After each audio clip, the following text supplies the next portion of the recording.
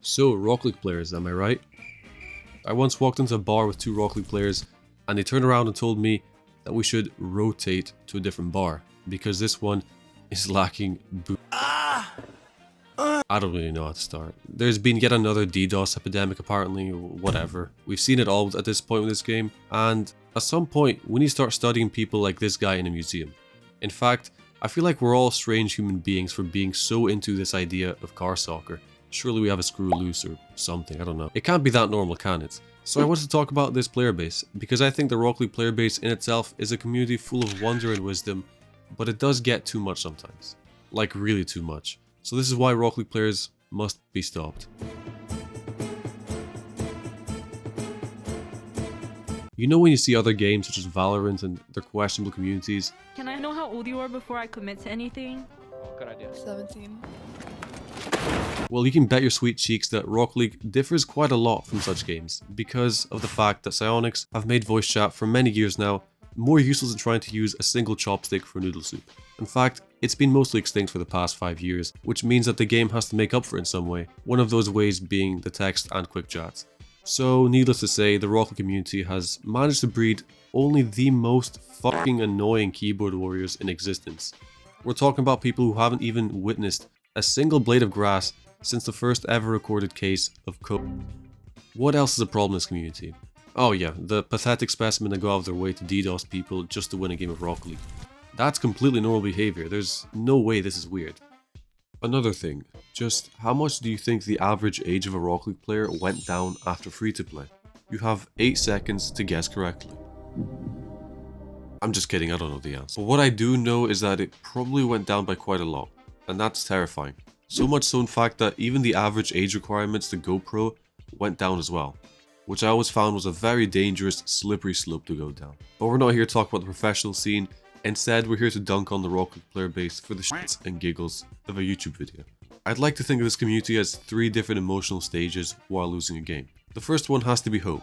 We all want to believe that we can win this game of Rocket League, and for a few seconds, it seems to be the case. You're piling the pressure on with centers, your teammates are cooking the opposition with air dribbles, but soon enough, reality strikes. And just like that, we enter the second stage, irritation. You're not necessarily mad or anything, but come on, your teammate could have done better for that goal you conceded, right? It's alright though, you can use that irritation and very slight frustration to your advantage to motivate yourself to win the match. You can't escape the anger the Rocket League causes. Unless you desensitize yourself from the game, you're always bound to get angry. Even the nicest people will crash out. Where is my team? Or want to throw themselves off the highest building near them. And after this final stage of anger, this is where the community really comes to life and shows off some of its gifts to the gaming world. Many people say that you should avoid blaming teammates, and they're right. It's a cheap way out for your own shortcomings in Rocket League. Who would want to blame their fellow players for a mistake they made? That can't be the right thing to do, right? Actually, for a lot of people, blaming teammates is probably the best form of therapy. And I would say that I kind of agree. There's something magical about not taking accountability for your mistakes. No responsibility, no accountability, just you and your teammates arguing about who's the biggest shitter in the lobby. That is the magic of Rocket League. So teammates, those guys are... Wait, I already did this bit for the intro. In all seriousness, I think the biggest problem facing you in ranked nowadays is a really fragile glass vase that we're going to call ego. Ego is everywhere in sports, work, and Rocket League. Your teammates' egos can vary, they're not all inflated to the moon, but you will stumble across people who would rather forfeit with 3 minutes to go rather than actually try overcome adversity. I mean, who wants to try anymore? It feels like people in this game have lost all attention span and patience for each other. Because within 2 minutes of a game, if you happen to be losing by 2 goals, it's over. Finito. Maybe it's the whole TikTok generation thing that's taken over Rocket League, because otherwise, I'm not sure what else seems to be the problem.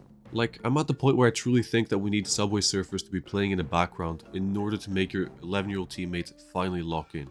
Of course, this isn't a Rocket League issue alone, but it feels like it's gotten a lot worse over the last few years. Like I've said before, there's less grown-ups playing the game, which quite simply makes it a lot more difficult to cooperate with people, because having to cooperate with people who haven't even finished middle school education is simply a pain in the ass. What I'm saying here is that some of the problems with the majority of the player base is that nobody has the patience to stick through a bad minute or so in Rocket League. You either get people who idle on purpose or teammates start throwing, and the best part, there's a higher chance of seeing a blue moon than those people getting banned.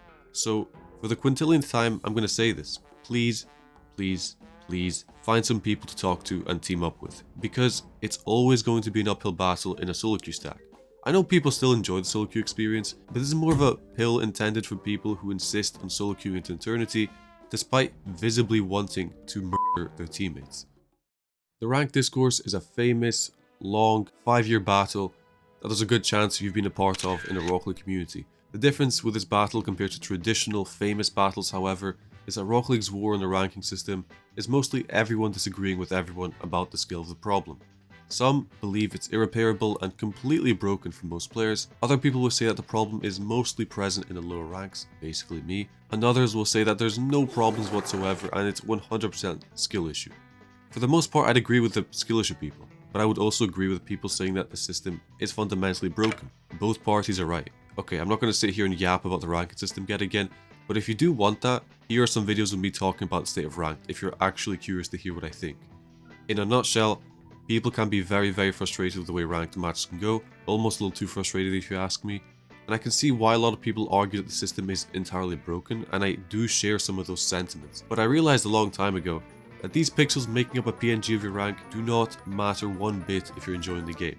I mean, why are we doing therapy in the YouTube comment sections about how ranked sucks balls? At some point we'll all have to take a step back and stop caring about the system that much. I almost sound like what people call a nihilist when it comes to the game nowadays, and I honestly don't really mind hearing that, at least for Rocket League.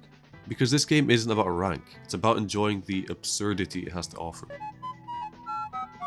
At the risk of making another corny ass speech about enjoying Rocket League, I'll keep this part short and sweet.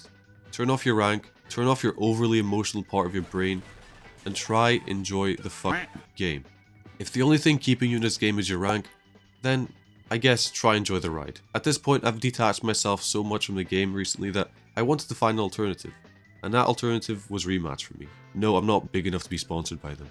I played the beta of this game and it low-key slapped. Good job! Okay, that was a wildly unrelated sidetrack, but the point is, nobody is forcing you to play Rocket League or stay in ranked. Yes, you're right, there's too many diamond players and it's actually horrifying. And yeah, there are Smurfs still looming and hunting for their victims in Diamond 1, but I think the most important thing is to try take this game in small doses, otherwise you will get very angry very quickly.